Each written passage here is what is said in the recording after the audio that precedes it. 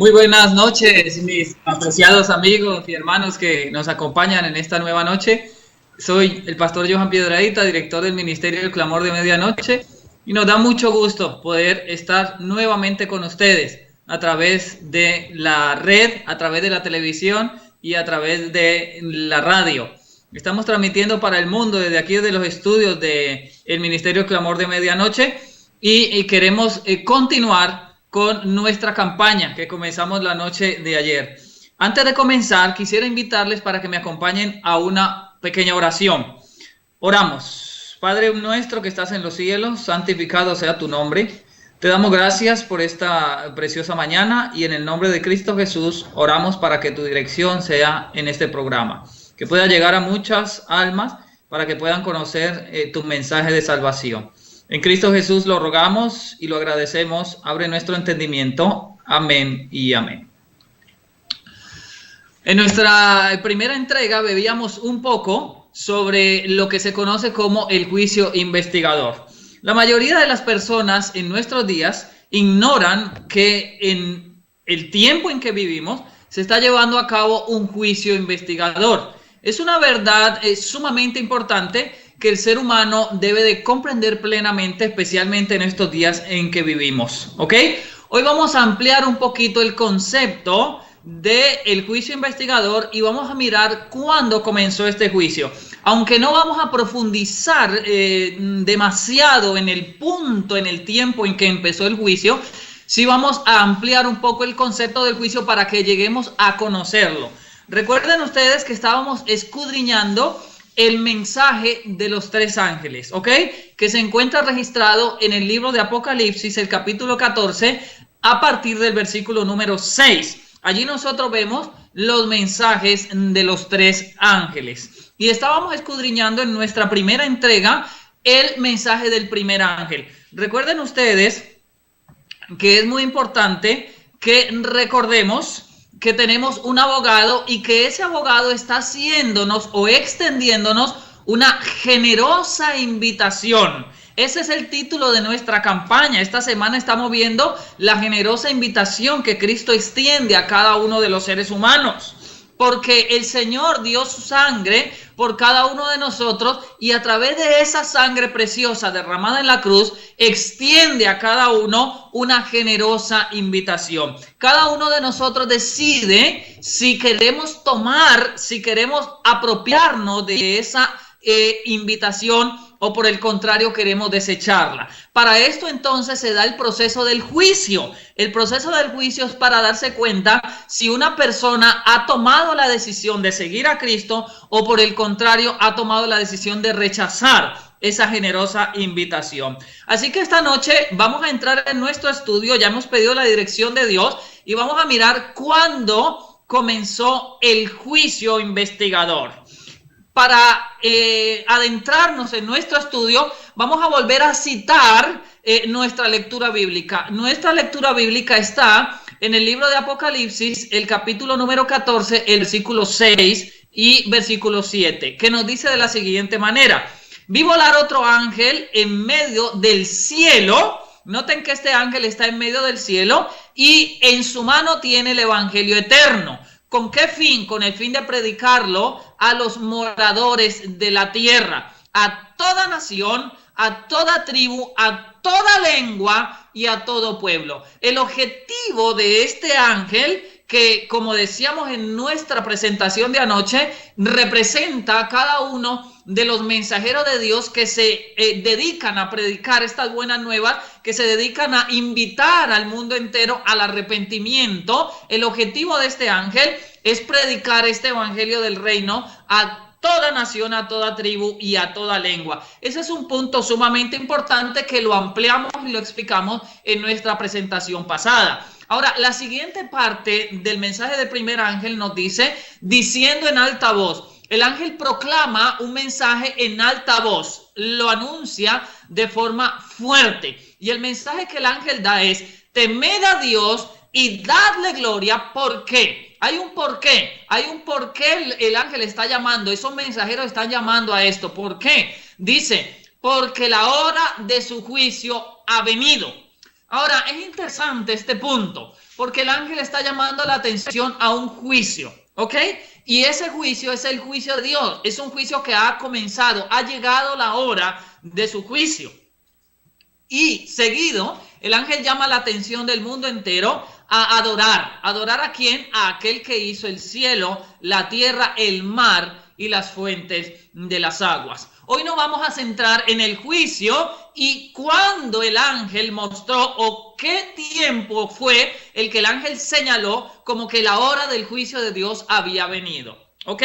Para poder comprender más claramente cuándo comenzó este juicio y de qué manera se lleva a cabo, cuáles son las pautas de este juicio, necesitamos entender, primeramente, que siempre Dios ha tenido un anhelo en el corazón. Y ese anhelo en el corazón, mis amados hermanos, es morar con los hombres. Siempre ha sido el deseo de Dios estar con los hombres, morar con los hombres. Fue en la antigua dispensación cuando Dios venía y visitaba primeramente en el jardín del Edén a Adán y Eva. Ustedes pueden leer allí en Génesis capítulo 1, capítulo 2, donde dice que el Señor venía y visitaba a Adán y Eva cada fin de semana, cada sábado, y compartía con ellos. Ahora en las tardes también les visitaba. Así que Dios quería morar con ellos y quería que ellos moraran con Él. Después de la caída en el pecado, el Señor propuso y dio una orden a Moisés clara. Esa orden nosotros la encontramos en Éxodo, el capítulo 25 y el versículo 8 y 9. En la siguiente diapositiva vamos a encontrar que el Señor le dio una orden clara y explícita a su siervo Moisés. La orden la encontramos registrada en Éxodo capítulo 25, versículo 8 y 9. Nos dice lo siguiente: y que me hagan un santuario, ¿ok?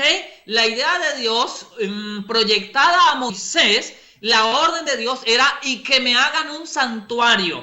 ¿Para qué ese santuario? Dice la santa palabra de Dios que en ese santuario yo habitaré en medio de ellos. Es decir, la idea que Dios tenía a través de ese santuario era habitar en medio de su pueblo, ¿ok? Estar con ellos, compartir con ellos, visitarlos a ellos y morar con ellos. Ese plan divino no ha cambiado. Aún Dios tiene la idea, aún Dios tiene el deseo vivo y ferviente de morar contigo y de morar conmigo. Actualmente nosotros lo encontramos en nuestros hogares. Dios quiere morar en nuestros hogares. Dios quiere hacer de tu hogar y de mi hogar un santuario para Él. Pero también el apóstol Pablo amplía este concepto al decir: ¿o acaso ignoráis que vuestro cuerpo es templo del Espíritu Santo, el cual está en vosotros? Dios también quiere morar en tu cuerpo y en mi cuerpo. Por eso Él está llamando la atención a que nuestros cuerpos sean cuidados. ¿Cuidado de qué? Cuidado de una incorrecta alimentación. Cuidados de que a través de las avenidas del alma, que son los ojos y los oídos, no entren cosas que puedan contaminar este santuario en el cual Dios quiere morar. Entonces, en todas las dispensaciones, en todos los ejemplos citados, vemos que Dios quiere morar, Dios quiere convertirnos en santuario. Ahora, cuando Cristo vuelva por segunda vez y vayamos al cielo, entonces el santuario será nuestro Dios. Pero vamos a continuar en nuestro estudio. La idea de Dios entonces para el pueblo de Israel era que le hicieran un santuario y que en ese santuario o a través de ese santuario Dios moraría en medio de ellos. Éxodo capítulo 25, versículo número 8 y 9. Ahora, cuando nosotros nos adentramos en el estudio del santuario, vamos a encontrar algo sumamente interesante y muy importante.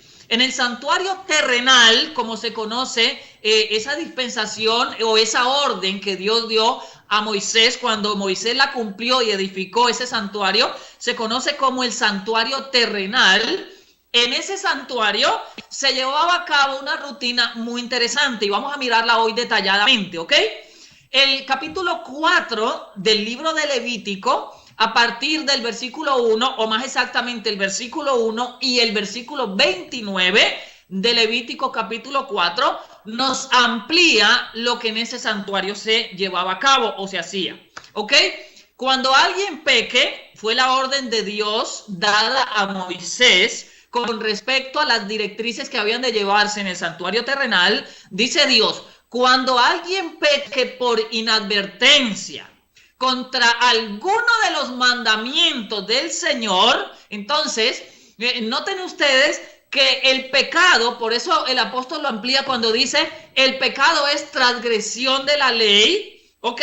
¿Cuál ley? Esos mandamientos a los cuales Dios está llamando la atención aquí. Y decía Dios: cuando alguno peque por inadvertencia contra alguno de los mandamientos del Señor y cometa algo prohibido. Eso prohibido, mi amado hermano, es lo mismo que hoy nosotros llamamos pecado, ¿ok?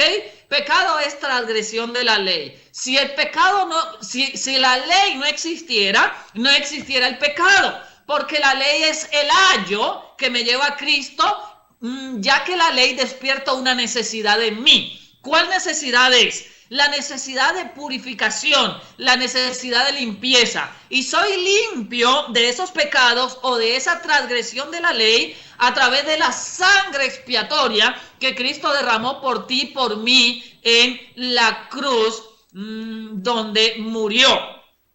¿Ok? Igual, de esa misma manera, en el santuario terrenal, entonces el Señor dio la orden para que cuando alguno quebrantara esos mandamientos, cuando alguno quebrantara esa ley, entonces se debía llevar a cabo un ritual. Y dice la palabra de Dios: hará lo siguiente: traerá por su ofrenda una cabra sin defecto, por el pecado que ha cometido. Fíjense ustedes qué interesante.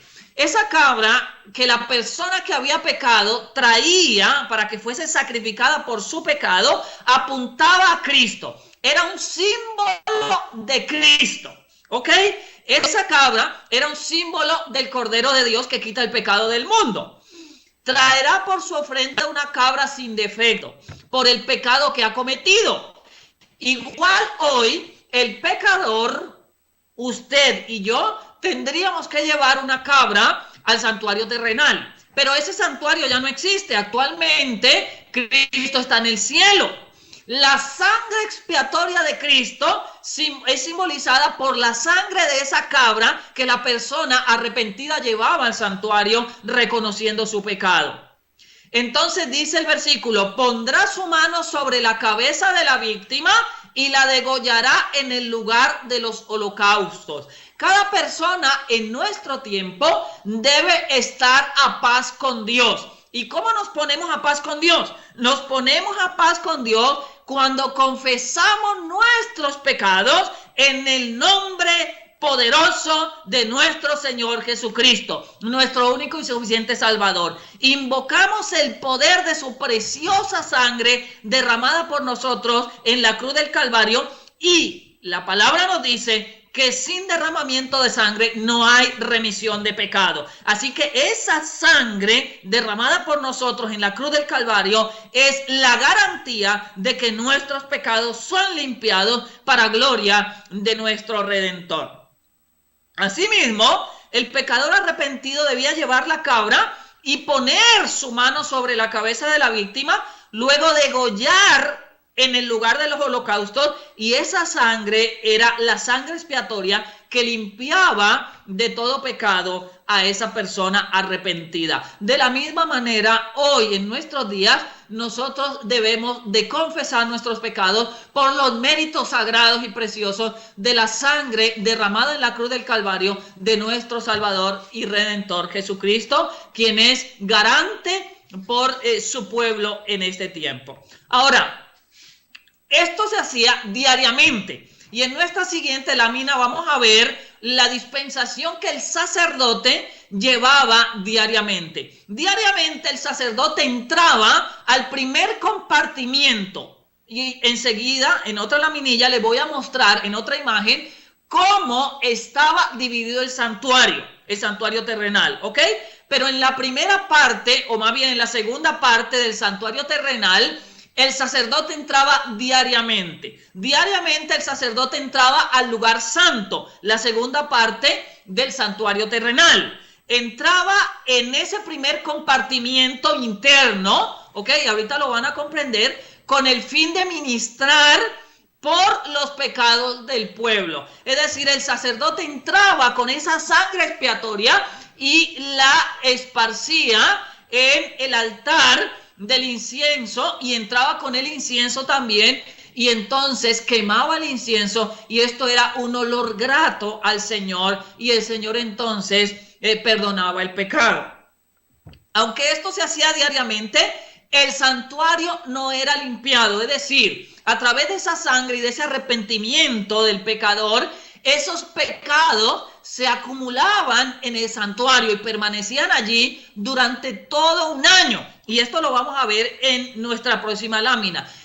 Una vez al año llegaba una celebración muy esperada por todos: el gran día de la expiación. Así se conocía ese último día del año, con respecto a lo que eran los sacrificios, ¿ok?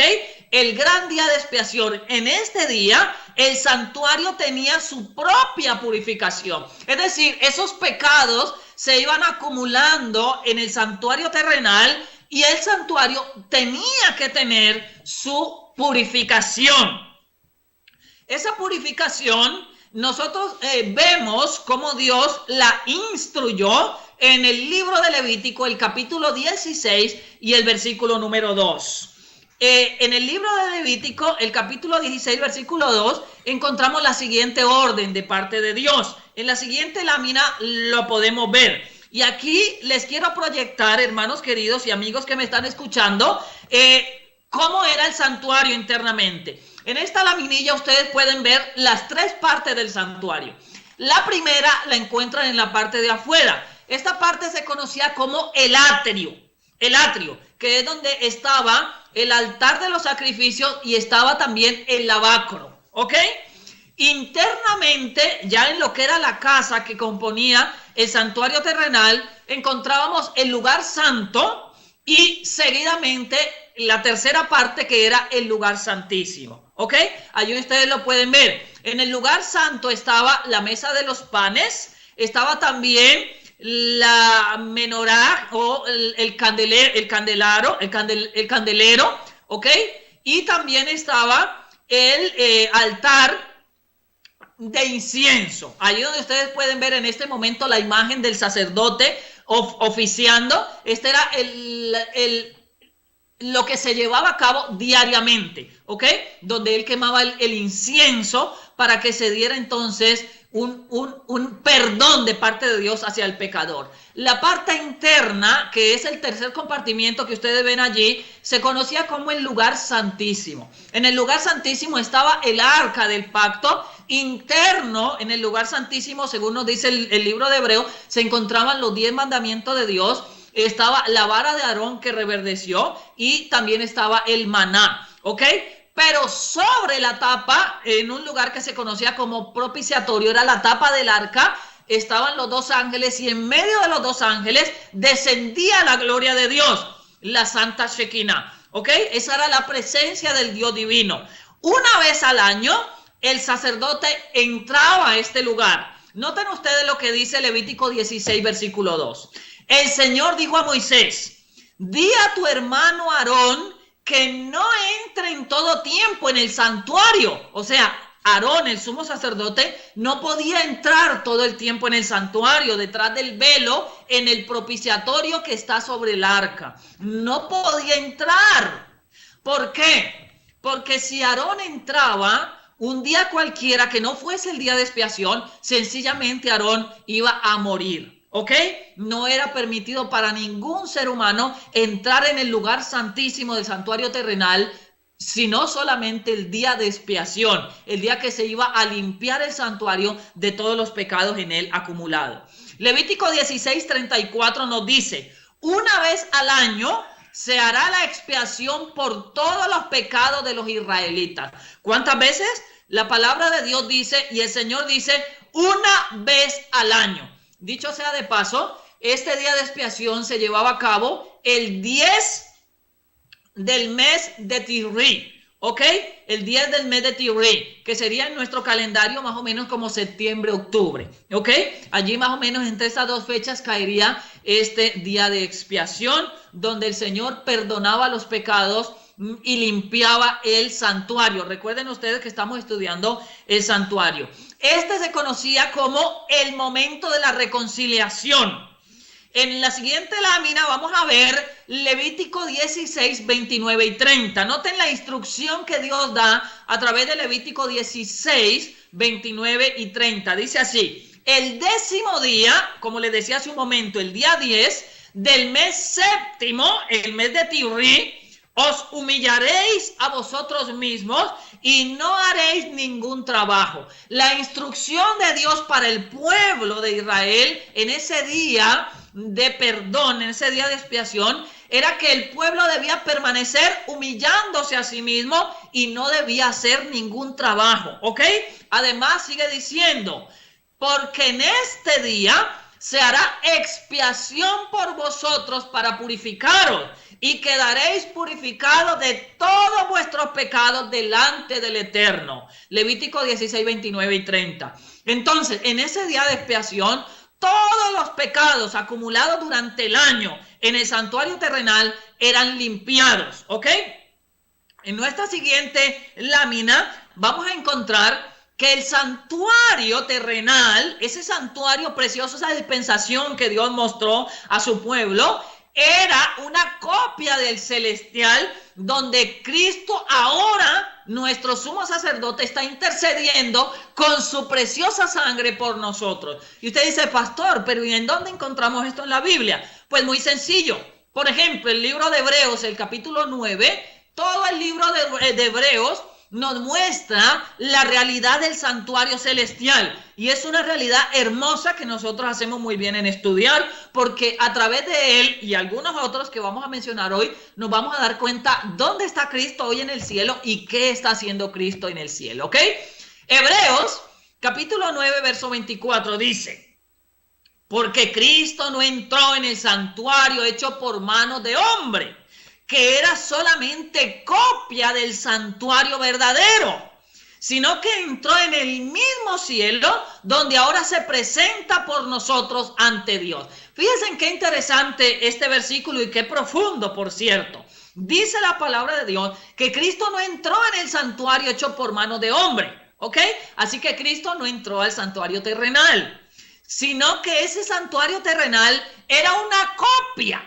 ¿Una copia de qué? ¿Qué es una copia? Una copia es algo semejante a algo original, ¿verdad? Eso es una copia. Entonces, el santuario terrenal fue hecho como una copia del santuario celestial. Eso es lo que nos está diciendo aquí la palabra de Dios.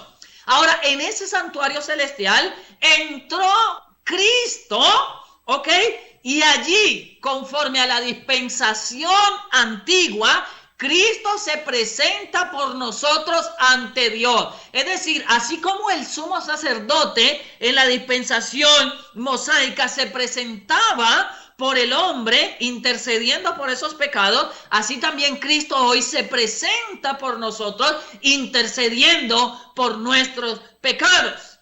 El libro de Hebreos, el capítulo 8 y el versículo 1 y 2 nos amplía este concepto diciéndonos: lo principal de lo que venimos diciendo es que tenemos un sumo sacerdote que se sentó a la diestra del trono de la majestad en el cielo y es ministro del santuario, de aquel verdadero santuario que el Señor levantó. Miren qué lindo, hermanos, qué hermoso y qué profundo esto que nos muestra el libro de Hebreos. Dice que el santuario era copia del santuario celestial, como ya lo mostramos hace un momento. Pero dice que Cristo es el ministro en ese santuario celestial y que es copia,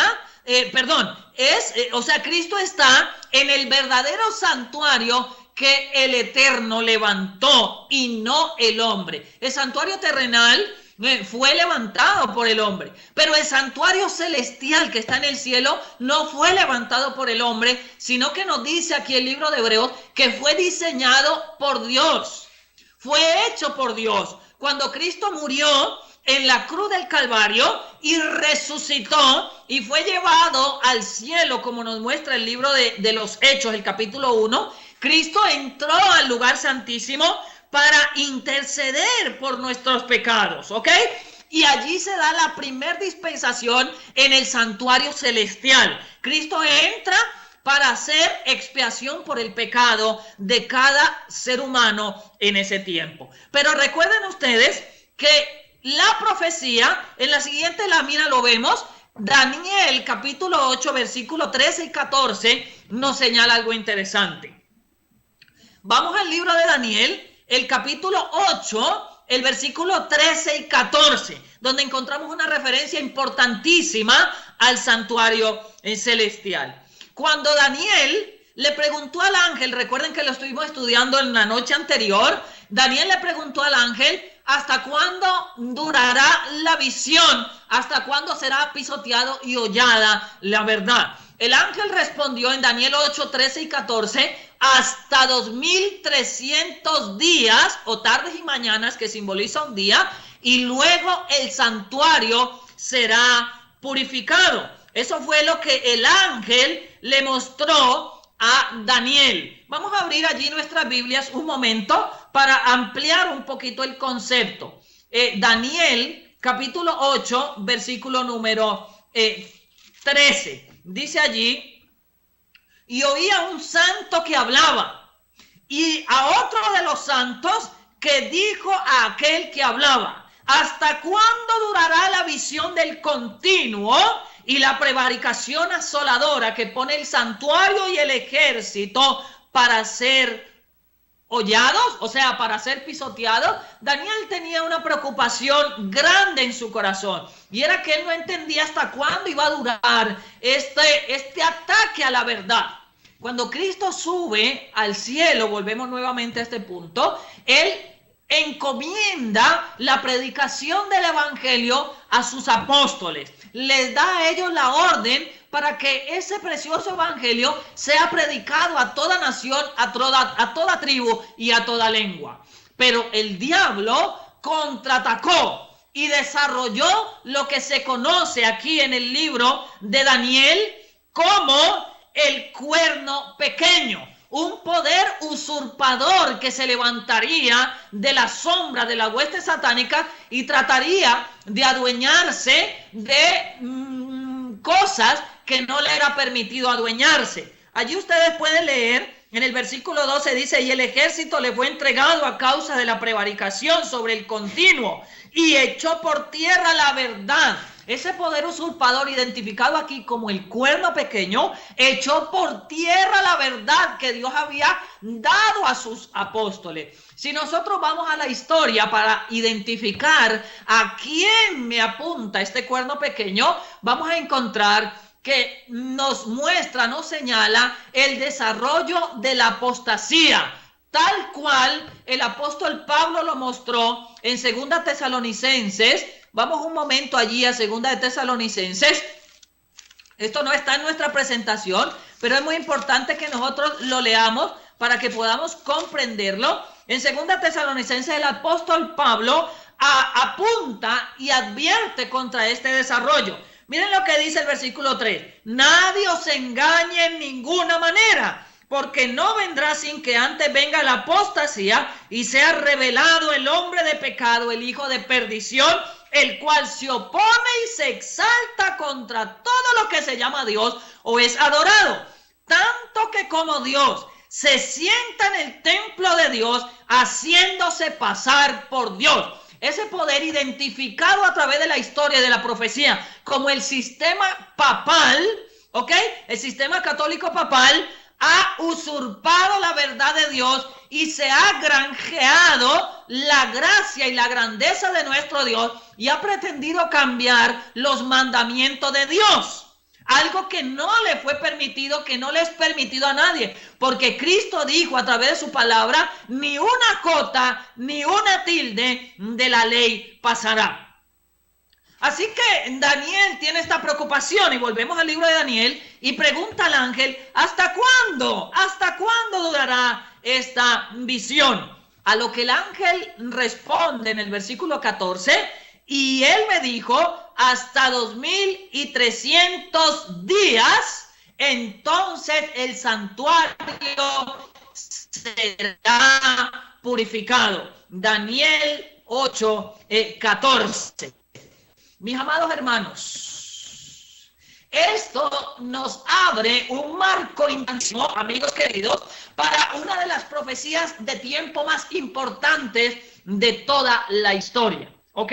Porque el ángel que venía en nombre de nuestro Dios mostró o señaló algunas profecías de tiempo. Y en nuestra próxima presentación vamos a mirar con esa actitud y vamos a tratar de ahondar en qué es lo que el ángel le quiso decir a Daniel cuando le señaló las 2300 días. Noten ustedes lo que dice Daniel capítulo 7, versículo 9 y 10. Daniel capítulo 7, versículo 9 y 10 nos dice así: estuve mirando, dice Daniel, estuve mirando hasta que fueron puestos unos tronos, y el anciano de días se sentó, cuya vestidura era blanca como la nieve, y el cabello de su cabeza como lana pura. Su trono era como llama de fuego,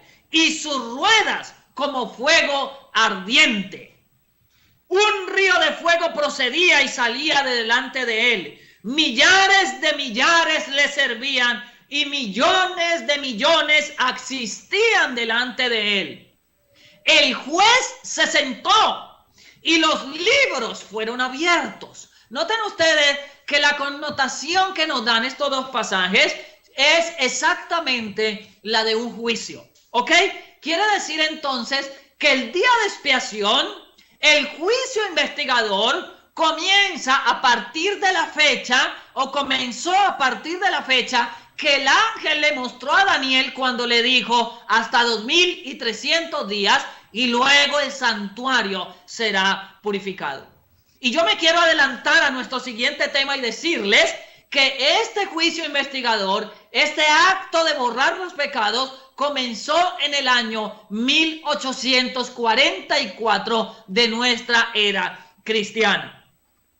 Y usted dice, wow, pero ¿de dónde sale esta fecha? Bueno, en nuestra siguiente presentación vamos a desmenuzarla detalle por detalle, y vamos a mirar cómo Cristo, a través de esta preciosa profecía, mostró a sus siervos lo que iba a acontecer en el futuro. Noten ustedes que el versículo número 10 termina diciendo: el juez se sentó y los libros fueron abiertos. O el tribunal se sentó y los libros fueron abiertos. Si nosotros volvemos a nuestra lectura bíblica en el libro de Apocalipsis, el capítulo 14, vamos a encontrar que es la misma escena. Noten ustedes que el capítulo 14, en el versículo número 6, ya lo leímos, pero vamos a volverlo a leer. Y vi otro ángel volar en medio del cielo, que tenía el evangelio eterno para predicarlo a los moradores de la tierra y a toda nación, tribu, lengua y pueblo, diciendo en alta voz: temed a Dios y dadle gloria, porque la hora de su juicio ha venido. Es decir, el ángel está señalando un punto en el tiempo en el cual ese juicio iba a comenzar. Exactamente lo mismo que me está mostrando Daniel en el capítulo 7 y el versículo número 10. El juez se sentó y los libros fueron abiertos. Es exactamente la misma escena que me está mostrando Daniel capítulo 8, versículo 14. Y él me dijo: hasta 2300 tardes y mañana, y el santuario será purificado. Durante la purificación del santuario se daba un juicio investigador. Por eso era necesario que cada persona, mi amado hermano, por eso Dios lo mostró, cada persona debía estar humillando su corazón, pidiendo perdón por los pecados cometidos. Ahora, déjenme decirles algo interesante. Cuando el sacerdote entraba al lugar santísimo, una vez al año para el día de expiación, si había pecados no confesados en la congregación, entonces el sacerdote era muerto, ¿ok? El sacerdote moría. ¿Por qué el sacerdote moría? Porque entraba sin o con pecados no confesados ante la presencia y ante la grandeza y la majestad de nuestro Dios. Esa majestad y esa grandeza de Dios inmediatamente le fulminaba, aunque no quería Dios hacerlo, pero la pureza y la grandeza de Dios no toleraba ese pecado. Durante el día de expiación, que comenzó en 1844, se inicia ese juicio investigador y también Dios está analizando los casos de cada una de las personas del planeta Tierra. ¿Ok? Cada una de las personas debemos haber confesado nuestro pecado por los méritos de Cristo Jesús, llamando la atención a la sangre preciosa y creyendo en la grandeza del sacrificio que Cristo hizo por nosotros a través de la cruz del Calvario.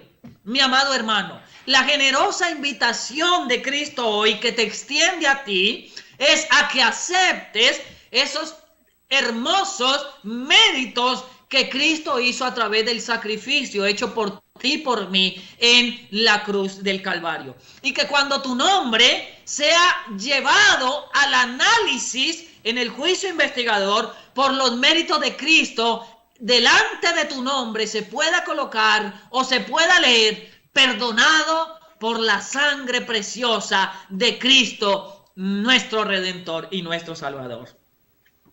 ¡Qué hermosa invitación! ¡Qué grandiosa promesa la que Dios nos hace a través de esta hermosa profecía! Hasta 2300 tardes y mañanas, y entonces el santuario será purificado. En esta noche, mi amado amigo, hemos escudriñado el santuario tanto terrenal como celestial. En nuestra presentación de mañana miraremos más profundamente por qué apuntamos a la fecha de 1844 como inicio del juicio investigador y como la terminación de la profecía de las 2300 tardes y mañana, o los 2300 días. No te lo pierdas, mi amado amigo. Aquí vamos a estar esperándote, y el Señor, el Eterno, nuestro Redentor, te está extendiendo una generosa invitación para que vengas con tu familia y te pueda deleitar en su gracia bienhechora. Inclinamos nuestros rostros para orar. Padre Celestial que estás en los cielos, te damos gracias en esta noche por tu bendición y tu eterno amor. Hemos escudriñado la verdad de el sacrificio que Cristo hizo en la cruz y por qué lo hizo. Hemos escudriñado la verdad del juicio investigador y cuándo inició. Padre amado, pedimos humildemente que nuestros corazones puedan ser enternecidos por tu voz y que este hermoso mensaje pueda calar en cada uno de ellos, y que por tu gracia y la acción de tu Espíritu Santo aceptemos en nuestros corazones los méritos preciosos de tu Hijo amante que derramó por nosotros su sangre en la cruz. Gracias por ese precioso plan de salvación. Y en el nombre de Cristo Jesús lo aceptamos en nuestro corazón y pedimos, oh amante Dios, ser limpio de nuestro pecado. Gracias, Señor, por escuchar nuestra oración, porque lo pedimos en el nombre precioso de Cristo Jesús, nuestro Salvador. Amén y amén. Mi amado amigo y hermano, que el Señor te bendiga y que su gracia bienhechora pueda llenar tu corazón de gozo, paz y luz. Hasta mañana.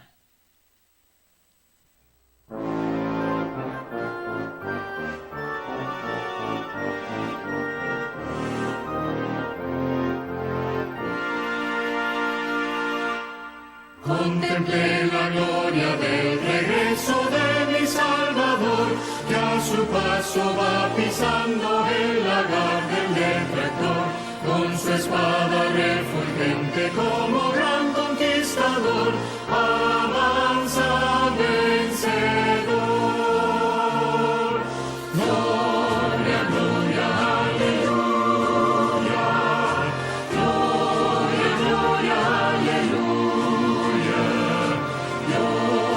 gloria, aleluya. Venciendo, ven Jesús.